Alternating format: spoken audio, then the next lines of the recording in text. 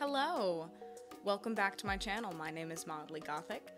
Part of me wanted to say ghouls, ghasts, and things from the past. That's something I thought of. I don't know.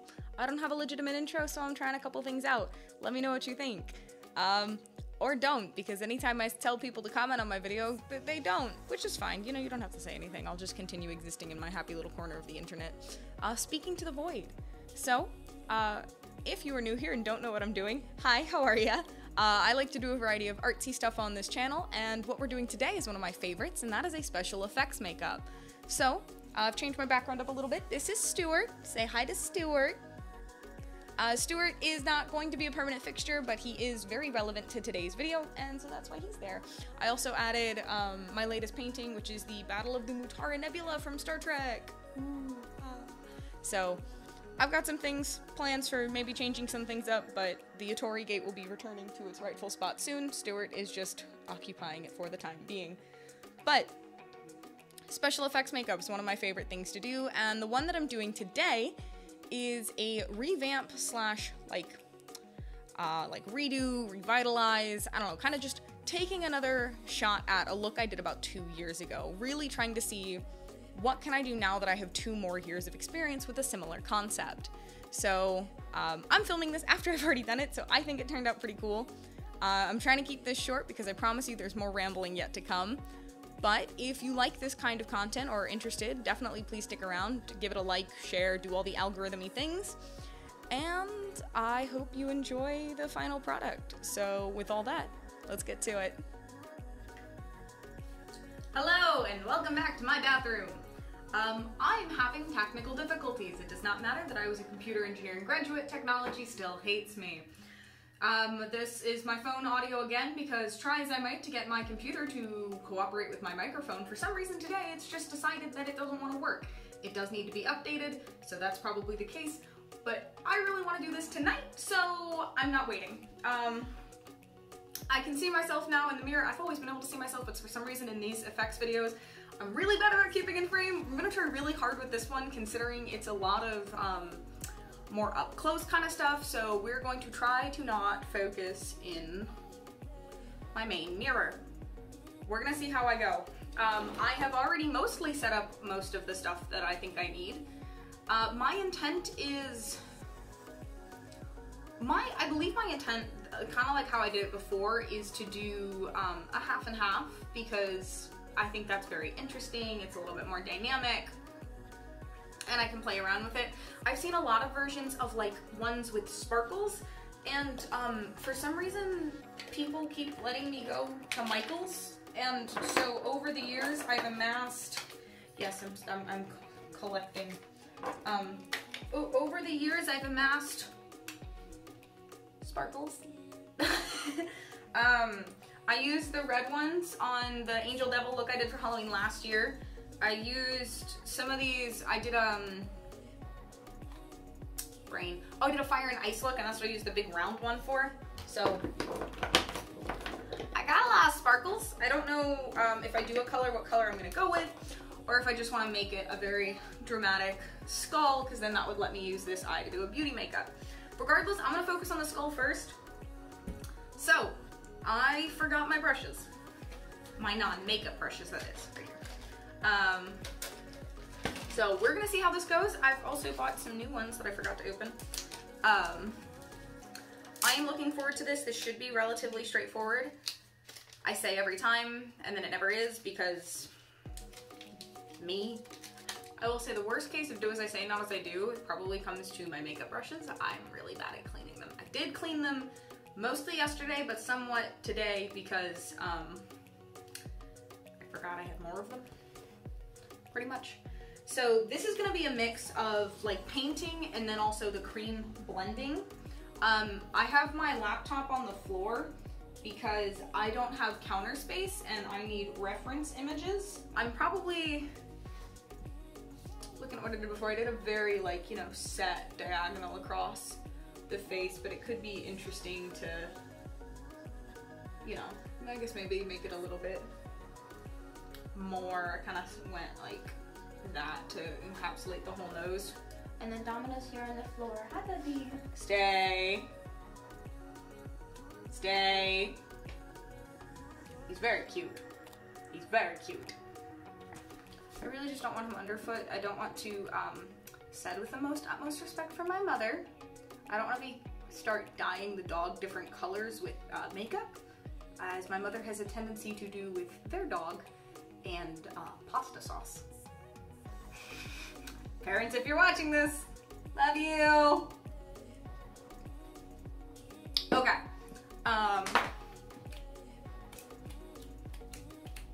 So the hardest time I have with a lot of these is actually where to start, because my face is a blank canvas and, you know, I don't really know. The biggest thing is not being afraid to feel like an idiot during it, but there are a few defined areas that I think I know the perimeter of. For instance, the eye, the diagonal, and then, you know, the cutouts on the side of the face. And like before, even though it's gonna be super huge, I'm going to encapsulate my eyebrow into the eye socket. And so unlike the sugar skull makeup, I'm not gonna be building up the edges of the skull. That could also be where I went wrong with that one. This makeup today will have no latex, no scar wax. This is just paint and my face. Which arguably are some of the cooler makeups because it's all optical illusion and you actually have to think a little bit more as far as what you're doing to create the correct illusion. So like how to make the shapes, because the face is not a flat surface.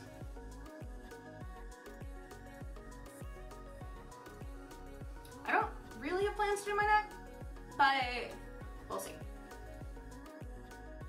Somehow, even trying to use my own skeletal structure as a point of reference, I managed to mess up one part of it. Luckily it was early on and very easy to fix. I just forgot how bones work. You know, it's fine. More outlining. It's very important to get a solid base foundation of where your shapes are going to go before you move on to the next steps. So here's where things get fun, because I feel like this is, so if like movies and writers have the storyboarding phase, I'm storyboarding on my face. So, you know, it is what it is. We gonna see how it goes. So this is about 20 plus minutes of footage that I condensed into a very small amount of time, because it is just me basing out the skull part of my face with a white sponge, kind of as a foundation layer for everything else on top of it, so that things will stick and adhere properly. Okay, so here we are. Ooh, look, I'm basically halfway there. No. So I have at least a first layer where you can tell skin, not skin, skull. And a lot of the edges of the lines might be a little bit blurry, but that's okay. Minus the areas that I'm gonna color like full black, the white's gonna basically butt up to the line, and so you actually kind of want to go over it. And it's okay if it's a little fuzzy, because that can actually help in your favor in a later layer and look like a shadow. From what I did before, as far as I know. So a lot of this is gonna end up dark. The teeth are gonna come through here. We're gonna do that on both sides. We have this little bit up there. That's gonna get painted black. This is gonna get painted black. This is gonna be, you know, a gradient, because that's my skin to the skull being like, ooh, spooky, scary. Not entirely sure what I wanna do with my neck right now. Leaving it open for options. I really thought I was going to use the fluffy brush to help blend things out. It ended up being more of a nuisance than a help. I apparently did not clean all of my brushes. I found more of them. I didn't realize I had so many brushes. Okay. My face is beginning to itch! Okay. Continuing to define the black parts is the next step, because it helps define, again, the edges of the skull and where it sits with respect to my face. Also, honestly, if you wanted a super basic skeleton, draw the teeth on, draw the nose on, and you're done. That's really all it is. You base yourself in white and you draw the lines. Which isn't bad. Like, don't get me wrong. Like, that would be a perfectly good skeleton if that's what you were going for. I am going to attempt to get a little bit more out of it. So here's where things start to get a little bit more interesting, visually speaking. I'm using the pointy end of one of those wedge sponges and my black paint to try to start getting an idea of where I want those black shadows to sit on the skull. Some areas I clearly know very well, like that inside hollow of the cheek.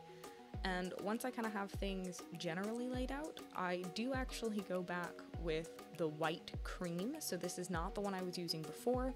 This is a palette instead of a tube cream base. It's more opaque, it's more saturated, and so I'm using that to build up the highlight areas, basically around those very defined edges of the skull so they will look more raised in the final product. I know it looks like I'm covering up some of the black shading that I did, and I am, but it's also helping achieve a mid-tone kind of between where the highlight areas sit. And once a lot of that highlight is covered, I then focus on, there's some areas like the jaw that just need to be the entire stark white. So that's the next focus, is just making sure everything that needs to be very, very white for the skull gets that very, very stark white. Now, the sponge was not doing the best as far as blending the black out, and so what I went to next is a black eyeshadow and a variety of my eye makeup brushes to help blend it and get more defined edges and a spread so that I could get the true feathering gradient look of the shadow that I was going for. And where you'll notice me putting the shadow is pretty much all edges of the bone. I give a small raised area, and then they have at least some amount of shadow to kind of indicate a dent or, you know, a crevice of the bone. Bone is very rarely super, super smooth, and so having a lot of these shadowed areas is not crazy.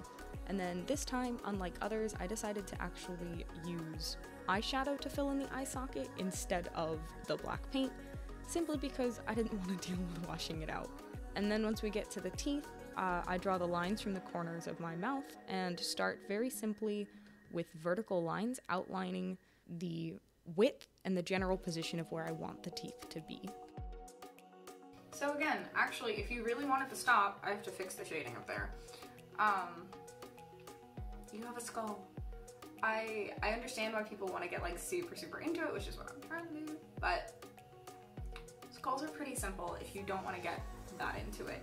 Hopefully I'll be able to add a little bit more detail to make this look cooler. We're working on it. Hold tight. So now we're adding the rest of the definition to the teeth. And this may not be how teeth are on a legitimate skull because they do actually have an end, but for a makeup, kind of giving them that definition and like a wispy end of a tail to the left and the right, and then filling that empty gap with a shadow looks really, really good. And that's what you'll see me do. Each tooth kind of goes upwards or downwards in a trapezoidal or triangular shape, and then I'm using the same black eyeshadow to fill in that gap and keep it dark towards, you know, where the teeth touch each other, and then feather it out away into the rest of the skull. And then I'm just touching up the rest of the shading in the face, because trying to add some of those contours and outlines and make it look more interesting. A skull can be very basic, or a skull can be more in depth depending on the amount of detail that kind of goes into it.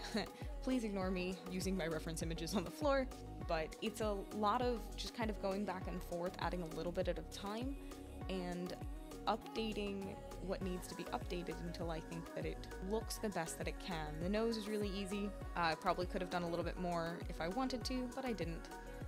And then after I've spent quite a bit of time with the white going over all of those edges, and now it's time to redefine them and make them look crisper. So taking my black brush and then going over those edges makes them look really nice and crisp. Now the teeth, the eyeshadow kind of got carried away and went over into the main teeth, and so instead of being white, they were a little gray, and so I was just taking a very, very fine brush and adding some white back into those, and then doing the same with the parts of the skull that I really wanted to be highlighted a quite bright white, which was again along those edges. I noticed that some of my lines were a little harsh, so I was using a nice fluffy brush and that white paint to kind of blend it out and smooth out some of the areas where I thought the shading might have gotten a little harsh and I didn't need it to be quite so severe in order to get the point across. This was a technique that I thought ended up working super well to kind of help marry a lot of the areas together and just make things look more cohesive overall. The first brush I went in for the teeth was a very round brush, and I'm not sure why when I know that I have a very tiny pointy angled brush, which is what I used again to go back and kind of make sure the black was saturated in the locations where I wanted it. And again, didn't correct my jawline, so wanted to make sure that got nice and saturated along with everything else. And so now the cracks begin. Cracks, there's a method to the madness and the randomness of cracks. I find holding my paintbrush very lightly while kind of feathering it out gets the most organic looking cracks. The more effort you try to put in to the pattern of the cracks, the worse they will look, I promise you. There's a detail that you'll see me add later that really helps sell the cracked look. So, I'm quite pleased with the skull. Still don't know what's happening up there, I'm gonna be honest. It's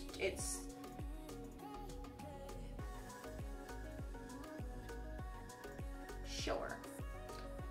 Keep trying to just. Alright, but as far as, okay, I'm quite not. You ever seen a skull do a pterodactyl screech?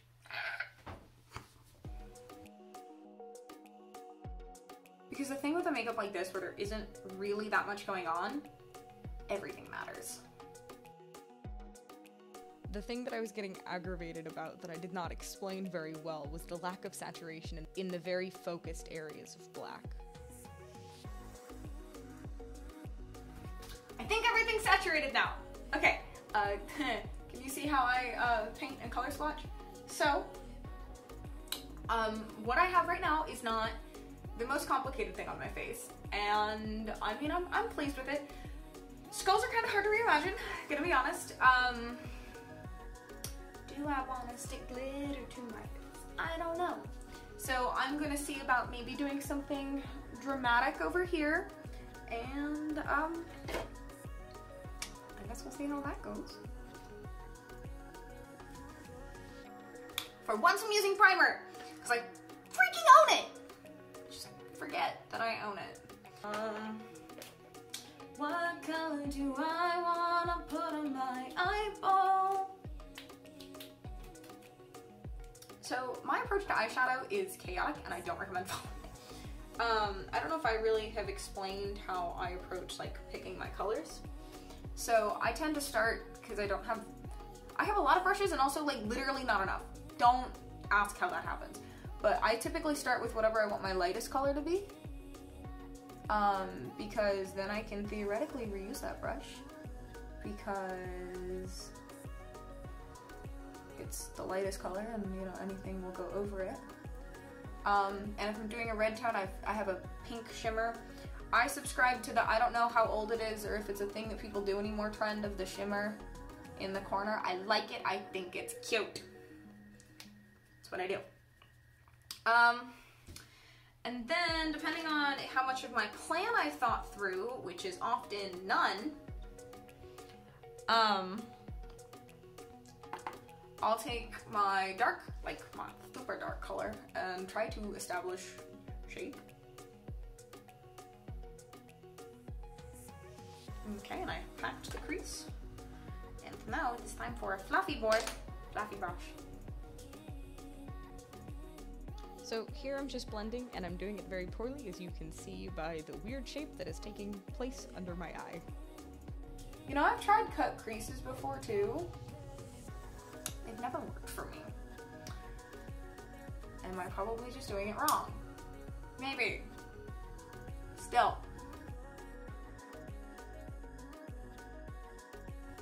So, and then depending on what I'm doing, we go for the middle colors. More blending, you want to make sure you touch your eyelid where you want the most color to be deposited, and then kind of spread it from that point to ensure you have the saturation where you want it. Are we liking that? Oh, I think I like red. It is very nice, vibrant red. We're gonna focus that in the center of the eyelid. Look at me talking like I know what I'm doing. And then I'm also a huge fan of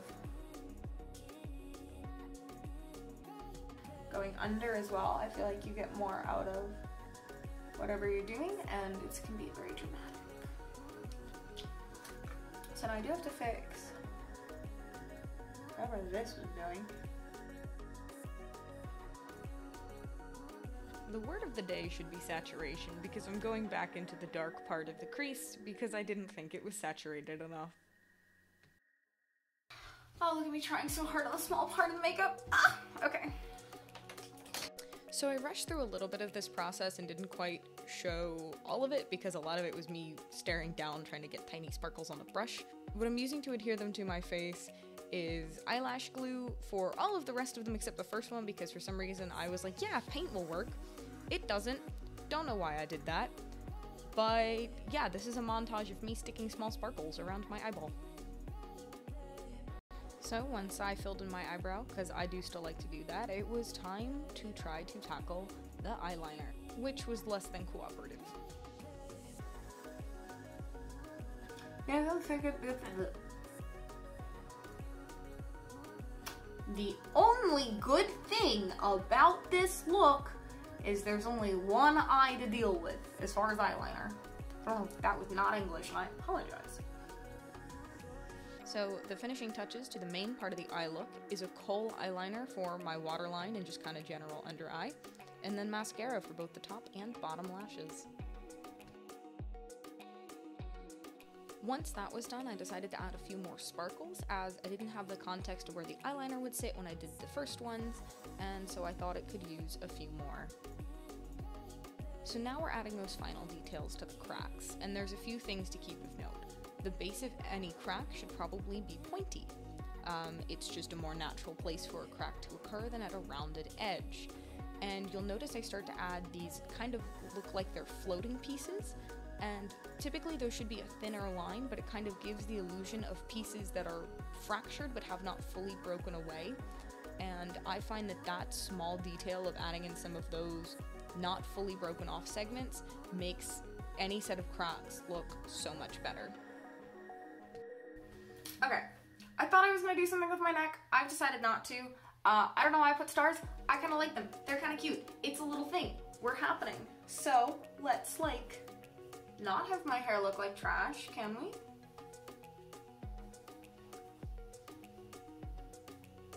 One second. So, I mean, here it is. We've got a skull to a simple beauty makeup with sparkles, because I said I wanted sparkles. Now I know the cracked half face is cliche, but honestly I prefer doing something rather than just having it transition to nothing. Things seem to work better in my head when there's a reason for the transition. Like, I just think it's cooler of like, I've done the cracked face several times. I'm getting good at the cracks. I've done a porcelain doll. Maybe I'll do that again. That one was really fun. But, so, I mean, here we are. So, with all that said, thank you so much for sticking around if you've made it all the way to the end of this video. I have a lot of fun doing these. Unfortunately, I don't do these kinds of videos very often because they do take a lot of my time and effort, but if you really like them, you can show me by clicking the like or subscribe button, and I'll know that this is a style of content that I should focus more on. I really have a lot of ventures that I enjoy doing, and so that's kind of where I'm just dumping everything onto this channel because it's fun, so I'm gonna do it. And unless there's any real indication of content that's good, does better or worse, I'm just gonna kind of keep throwing everything at the wall and enjoy what I'm doing because it's my channel and I can. Thank you again so much for watching. Thanks for stopping by my little corner of the internet. I hope your stay was pleasant. And with that, my ghouls, ghasts, and things from the past, I bid you adieu. See you in the next one.